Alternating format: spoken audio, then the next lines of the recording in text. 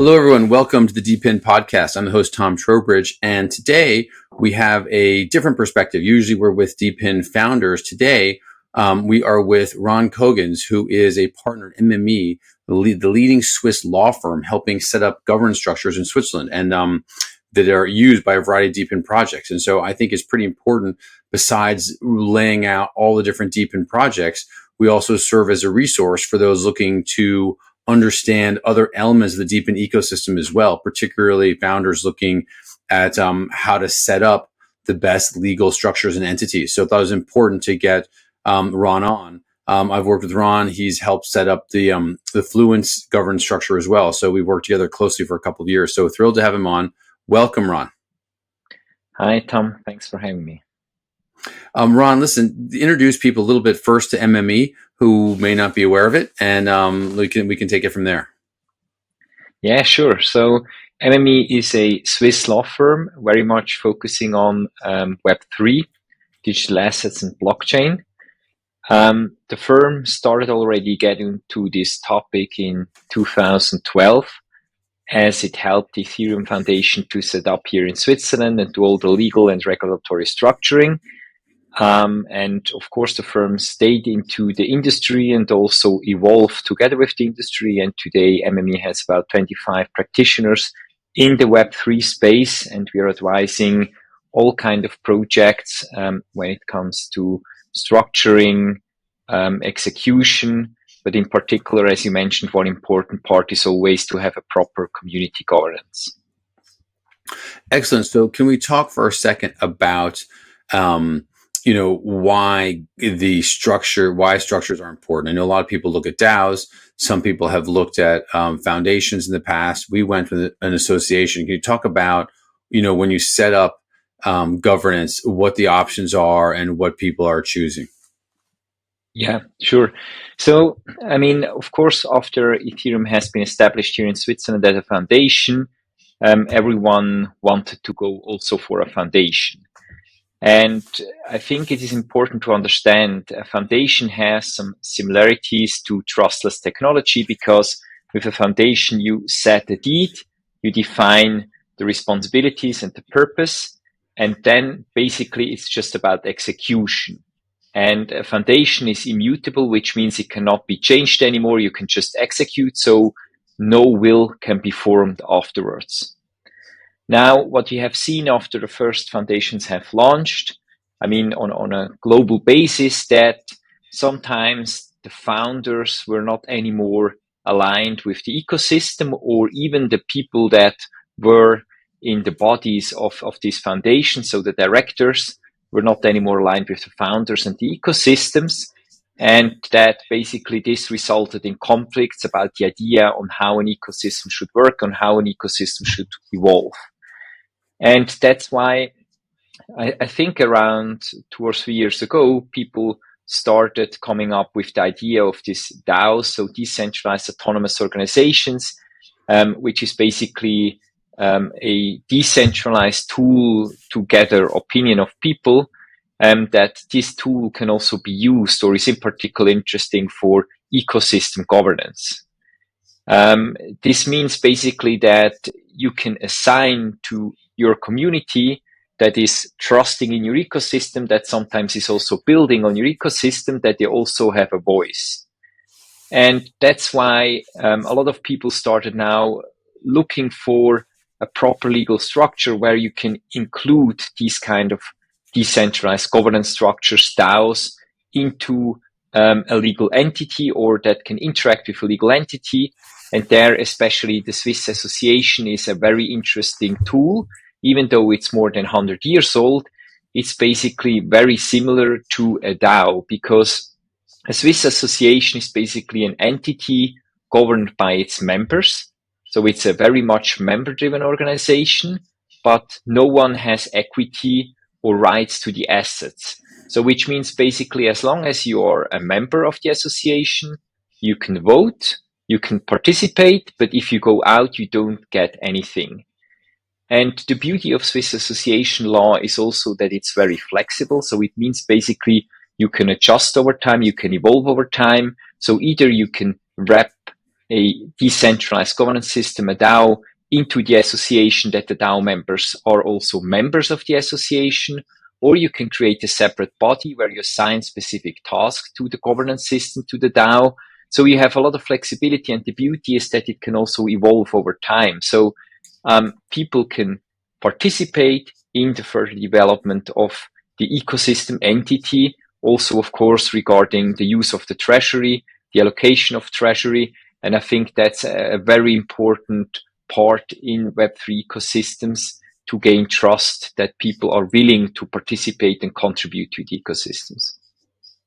It's super interesting. And to back up for 1 second, the famous case on foundations, I think, was the Tezos case, right? Where there's a big conflict between the Tezos Foundation and the Tezos kind of founders and project. And that ended up in a multi-year legal battle, if I remember correctly. Is that right? Yeah, exactly. I mean, there was, they have different ideas on how the whole project should evolve, on how it should work. And that's exactly what I meant before with using a foundation versus using an association structure. And for example, if you use the association structure and would mirror that to what happened there, for example, in your case, for your project, so you have created a structure where the DAO basically can also vote in board members of the association, which means first, it can never happen that the opinion of the board of the association is completely different to the ecosystem because they vote in. And the second thing is you also have assigned other rights to the DAO so that the DAO have a proper say also in terms of further development of the whole ecosystem, on the allocation of funding. So which means basically you have created a much better checks and balances between the initial idea of the founders, between the board and the ecosystem participants. And if you would have had that at the time of Tezos, I think it would never happen what happened there. Yep. It's really interesting. And I think, there's a couple other elements here, but if we also back up for a second onto why you just can't have a DAO in general, there's, I think, cases in the US in particular where you see legal liability for DAO members. And that's why a legal wrapper is relevant. And that's why just pure on-chain voting you don't recommend, right? So in general, yes. I mean, it very much depends on the projects. And let's say, so we leave aside projects that specifically aim to replace an existing financial market infrastructure or a financial service, because there it can get more complicated if you wrap into a legal wrapper because you create one responsible person. But aside of that, for all kind of other projects, so layer ones, layer twos, dApps that are not related to traditional financial market infrastructure and financial services, there it definitely makes sense, especially when you also want to have the treasury management with a DAO, where the DAO also can vote on the treasury, because if you wrap it into an association or not a legal entity, it means, first of all, you can validly enter into agreements, which you cannot if you are just a decentralized voting system. The second thing is, if you enter into agreements or also if you interact with authorities, you have a liability risk. And if you have a legal entity, for example, an association with limited liability, it also means it is a reduction of liability to everyone that is participating in the governance. And then the third thing, and we are not there yet, but in the future, if you look at from a tax perspective, tax authorities will never acknowledge that there are funds in the space somewhere that belong to no one, that will not be taxable. What they will do basically is they will say either it's wrapped into a legal entity and we can tax it properly, or then we just tax it with all the participants of a DAO, which would be, of course, the worst because no one knows what actually happens. So that's why I think wrapping a DAO either full or partially into a legal entity absolutely makes sense. And if you look at using a legal entity, there's a variety of jurisdictions that people have to choose from. There's, besides Switzerland, there's obviously the UK, there's BVIs, there's Cayman, there's a number of entities, a number of jurisdictions. Any comments or thoughts on any of those jurisdictions, or what sets Switzerland apart from those jurisdictions? Yeah. I mean, I'm only qualified in Switzerland, and of course, I only know what in other jurisdictions happens from colleagues and from my clients. But I mean, for Switzerland, what we definitely can say is, first, I mean, Switzerland is a crypto Web3 friendly country. So the Federal Council, but also the lawmakers, have an intention that they want to foster the development of this technology. That's why also all laws have been reviewed to see whether it's required to do adjustments, whether we need to include additional licenses if required. For example, they introduced the possibility that you can officially tokenize equity and other financial instruments, so that the token is basically the wrapper of these instruments. They also introduced the DLT trading license, which allows you to officially create a security token exchange. So it's a very crypto-friendly environment. And the second thing is that Switzerland has very special laws, which means most of the laws are technology neutral, so that, as I mentioned before, you can use a association structure which is hundreds of years old, but which has a very proven legal doctrine. So it's not something that has been established 1 or 2 years ago and no one knows how it applies, how a court looks at it. So we have a long history of court decisions, but you can just use it even for new technologies or new structures like DAO structures, because the law doesn't relate to technology, it relates to functions. And if the function is similar to what people did 100 years ago, it can also be applied. And that's why I also have a lot of legal certainty how things can work. And then, of course, the first thing is a lot of people are saying, oh, I want to go offshore because there I don't pay taxes. Switzerland also has a very interesting tax regime, especially for not-for-profit Web3 ecosystem entities, which means basically you're not going to be taxed on revenues, but you're only going to be taxed on expenses.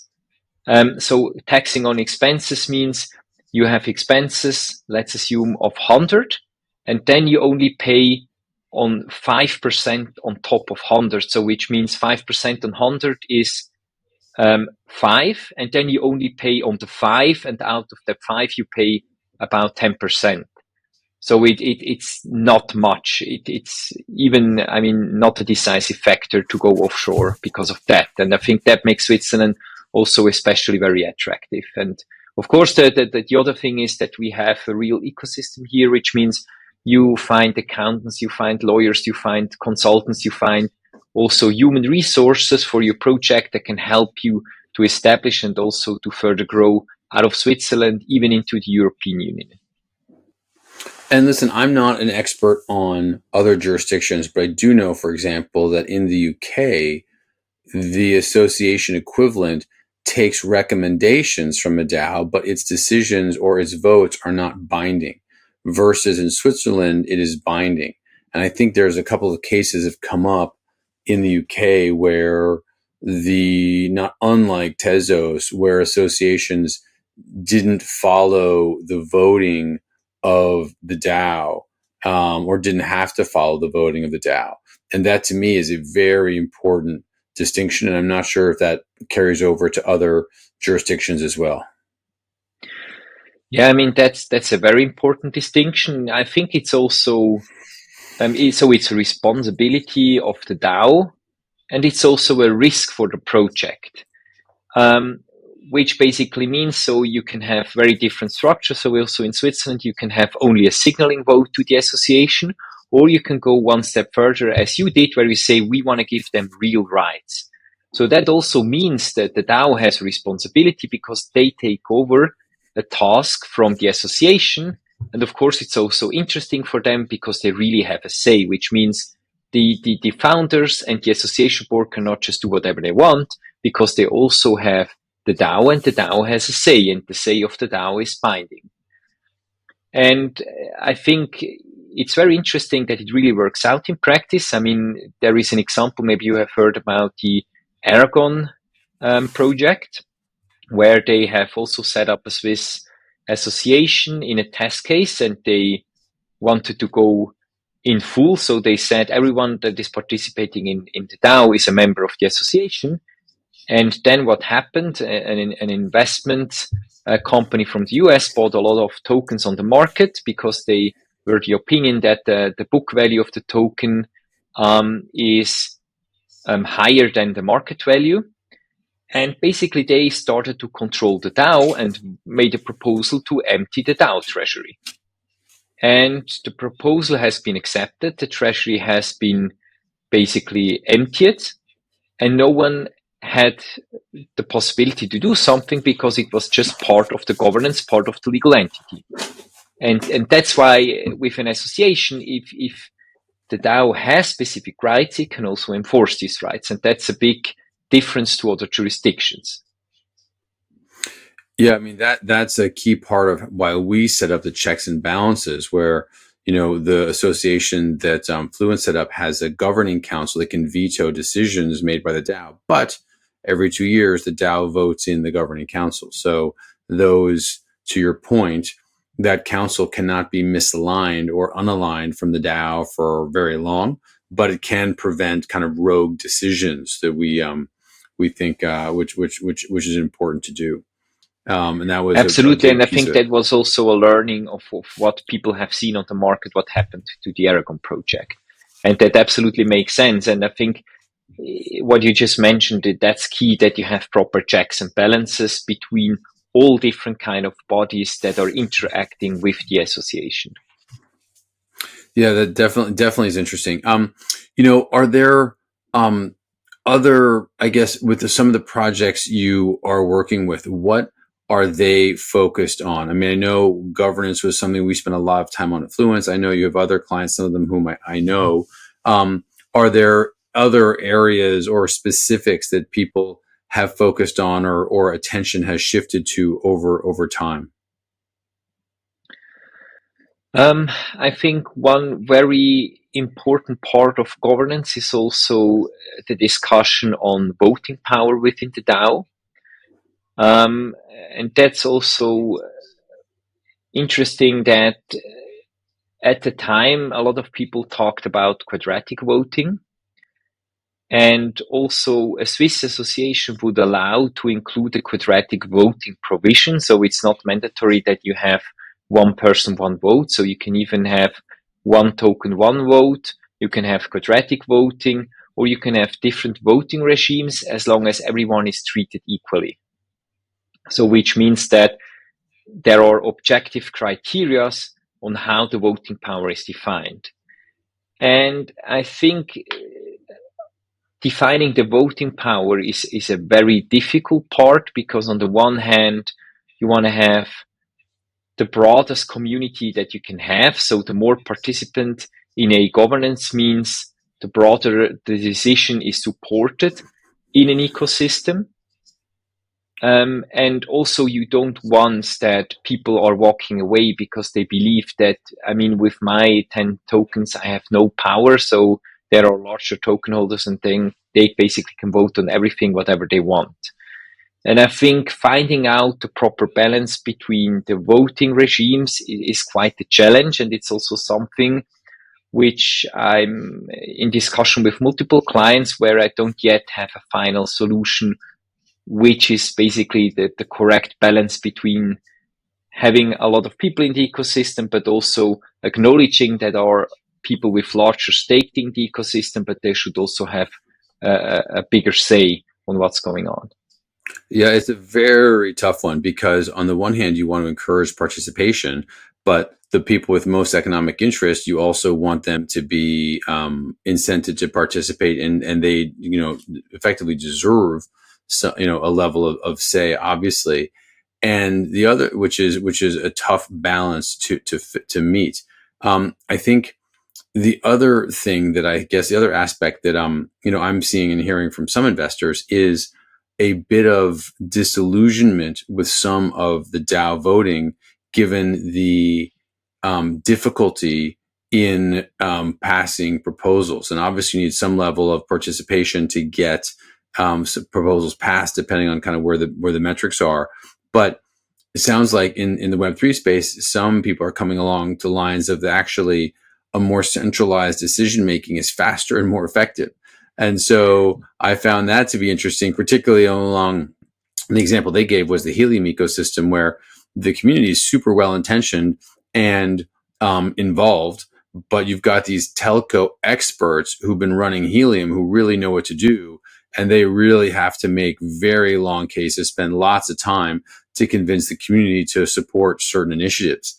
And so I find it kind of interesting that some people are sort of frustrated at the time that takes. And I guess you can't have it both ways.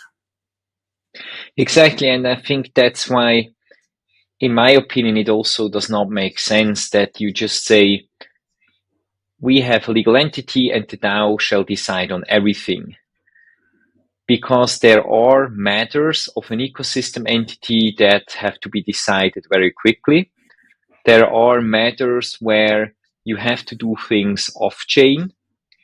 And that's why I think everything that is off-chain and everything that must be executed fast or also has some kind of confidentiality elements, so basically that you keep the competitive advantage of your ecosystem compared to others, needs to be separated from the DAO, which doesn't mean that the DAO cannot have a say. So you can do it indirectly as you did. So for example, that you can vote in people into another committee so that they are represented there, but that the committee itself then can execute.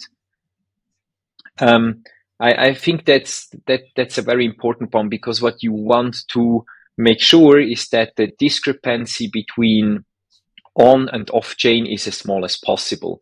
So for me, DAO decisions make their sense where the execution can be done on chain, and everything that needs to have an off chain execution should be assigned to someone else, which then can be formed out of people that are represented there from the DAO, but the DAO itself should not have the say on these kind of items, because it just adds complexity and the risk that things shift apart.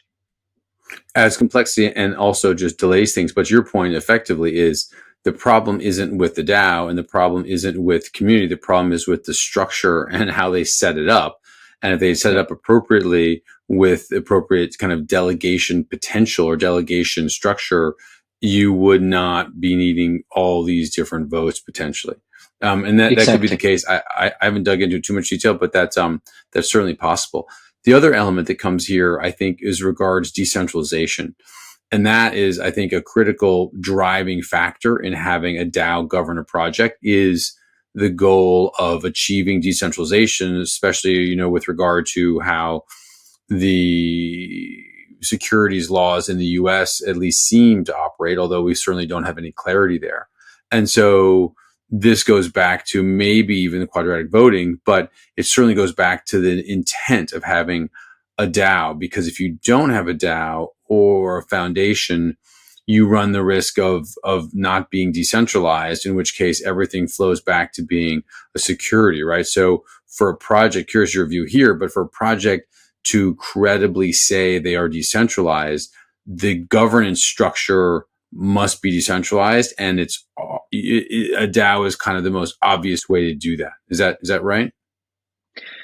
Yeah, I mean, this is very much driven, of course, by the US, because if you look at the Howey test, there is one element which says that people basically, so the founders, the project team is contributing work which result in a possible further increase of the value.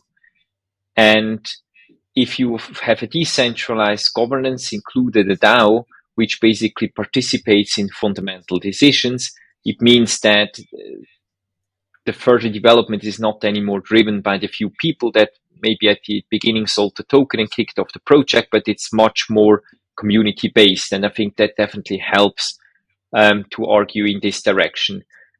From a Swiss law perspective, it's less an issue because pure governance tokens are not qualified as securities as long as people cannot vote on making dividend-like payments to themselves. But otherwise, a governance token where you can vote on governance and community matters on different decisions of the ecosystem are outside of securities laws. as are utility tokens as well, I believe, that are required for the use So of the they network. even qualify as utility tokens, yes. So pure governance tokens are utility tokens in Switzerland. Interesting. And so do you see, right now the market obviously has recovered somewhat from the lows of 2 years ago. Are more projects coming to Switzerland? Are you seeing people preparing for launches? How do you see kind of the market and the ecosystem, and in DePIN in particular? Yeah, I mean, we see a lot of projects coming into Switzerland because a lot of people acknowledge that, as mentioned before, it's a very clear environment from a legal and regulatory perspective, and that the laws offer interesting instruments to create the legal structure here. And of course, also for the issuance of the tokens, it's also a very clear environment. So you exactly know how you can do it, what you can do. And so that's why, I mean, especially a lot of projects still from the US are coming into Switzerland. And of course, as Switzerland is also in the heart of Europe, but is not part of the European Union, it also adds some advantage that you can basically set up here, start with your project kicking off, and then go later on into the European Union. Of course, you cannot passport into European Union, but the benefit is that Liechtenstein is very close, so you can set up something in Liechtenstein and then still keep the headquarters here in Switzerland, because Switzerland counts into the region of Liechtenstein where you have to have substance. And I see this as a big benefit, because if you want to start as a smaller project, for example, with something that maybe falls under MiCA, you do not have to be MiCA compliance from day one, which can be sometimes very expensive, especially if you need a MiCA license. But you can start out of Switzerland. Then once you have a certain size, you can then still say, okay, now we want to make the step into the European Union. We have already now a proper treasury, a proper funding. So we can basically now go into the MiCA market.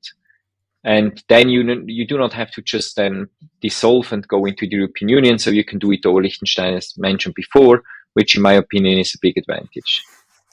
And to set up in Switzerland, how long does it take? How much does it cost? I mean, I guess that's a little bit of like how long is a piece of string, but what should projects kind of think about and budget for timing and expense? Mm-hmm. I mean, the timing very much depends on how fast the structure is defined. So when the structure is already very mature, then the discussion will be more like on how we implement this kind of governance into a Swiss structure. And of course, then also for the establishment on how long it takes until people send documents. But I mean, the extreme case is an association we could even form here during this call if we can agree on a set of articles. I would say in average, the establishment of the entity with the structuring discussions and everything takes about 4 weeks. When it comes to costs, I mean, there it very much depends on the complexity of the structure. It starts from establishing the entity from 4 to 5K. If additional governance is implemented and different bodies, it can go up to 10 to 15K Swiss francs. But I would say the overall project to establish here in Switzerland, and including project legal and regulatory analysis with different contracts, you end up at around 35K to 40K with everything. Super interesting. And for people to know, the Fluence blog, we publish kind of why we chose Switzerland, what our goals are with our association. And I have a summary and all the materials to share with anybody that is interested. So certainly if anyone is interested and wants to know about it for Fluence purposes or for their own purposes to create their own association, we're welcome the sharing our materials to get people kind of a head start and something to evaluate and potentially work off of. And that took us a lot longer than those 4 weeks because we were kind of inventing pieces of it as we went along. But hopefully that we wanted that to serve as a guide for the ecosystem if people want to use it. Yeah, I mean, we together did a lot of pioneering work. So basically, we even pushed the possible structures under association law into a new direction. And I think the result is very cool. And of course, it would be also cool if people can benefit on the work we did together. So basically that we can even further push this kind of structure into new areas. Excellent. Any recommendations for founders who are kind of looking at the space, looking at jurisdictions, thinking about governance? What do you see people kind of be most surprised about when they, reach out to you, or what do you kind of have to educate them most about? So what I think always interesting is that a lot of people think Switzerland is very expensive. And a lot of people always think in Switzerland it takes a long time to set up. And when I talk to them and explain them, as I mentioned before, they are often surprised how easy it is. And compared to offshore, it's sometimes much easier here to do it. That's definitely something what I see. And sometimes people are also very surprised on how you can interact also in Switzerland with authorities. So the Financial Market Supervisory Authority also offers the possibility to request a no action letter on a specific structure, where you usually get a reply within 3 months. Or you can also go for a tax ruling where the tax department is making a stamp on your tax structure. For example, if you have a larger token sale, to make sure that there are no tax surprises. So there are multiple possible interactions with authorities, which are very much on a professional business relationship level than authority project level. Fascinating. Well, that is for those in the U.S. for whom the regulators are very far away and hard to access. That is very refreshing. Listen, super helpful. Anything else you want to share? I would love to. Obviously, you want to get your how do people find MME? How do they find Ron? How do they get in touch? Yeah, so you can find MME via Web2, MME.ch, and there you also find a lot of information about different topics in the Web3 space. So whether it's about staking, whether it's about taxation, also about DAOs and associations. So there is a lot of material to read. And of course, if you want to reach out to me, you find me under team members, but you can also go to LinkedIn and find me there, or on Twitter. And if you are interested in just having a call to discuss your projects, I'm also always happy to jump on a call and explore on how Switzerland could be interesting for you. And yeah, I'm excited to work in this space and to talk to people and be part of the ecosystem.